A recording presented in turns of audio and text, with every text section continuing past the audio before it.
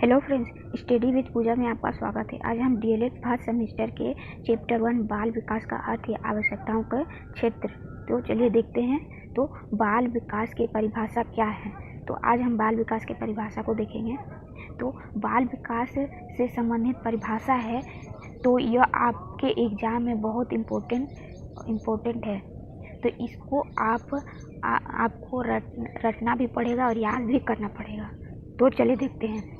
Crow और crow के अनुसार, क्रो और ये मनोवैज्ञानिक के नाम है। तो ये क्रो और क्रो के अनुसार देखते, क्रो और क्रो ने क्या कहा है।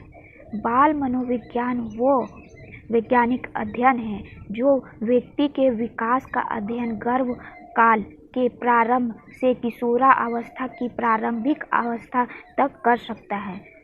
मतलब क्रो और क्रो ने क्या कहा है के अनुसार यह एक परिभाषा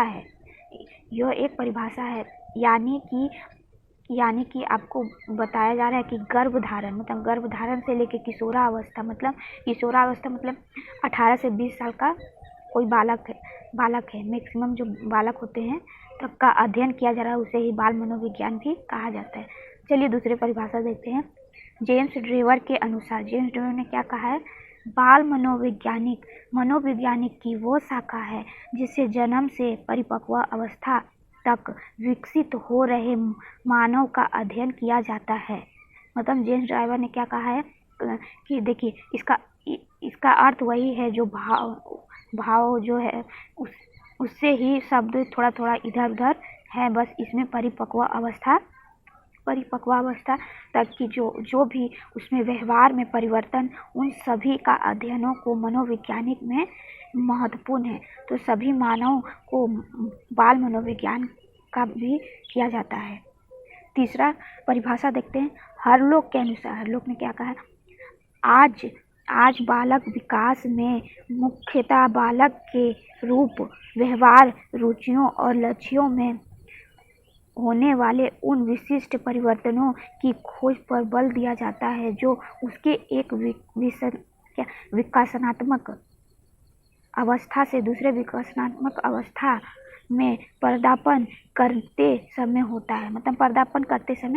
होता है। मतलब हरलोक ने कहा है, देखिए मैंने बताया था कि बाल विकास में हम लोग जो बालक व्यवहार, उचित और लक्ष्यों के उन विशिष्ट परिवर्तनों को खोज पर बल दिया जाता है। जैसे बालक में परिवर्तन कब होता है, वही ध्यान रहता है कि बालक इस अवस्था में कि बोलना सीख रहा है, कब पढ़ना सीख रहा है, उसकी व्यवस्था और वो सामने की चीज़ देख रहा है, किससे ज़्यादा प्रभावित होता है। उसके बाद विकासात्मक अवस्था और दूसरे विकासात्मक अवस्था में समान क्या होता है।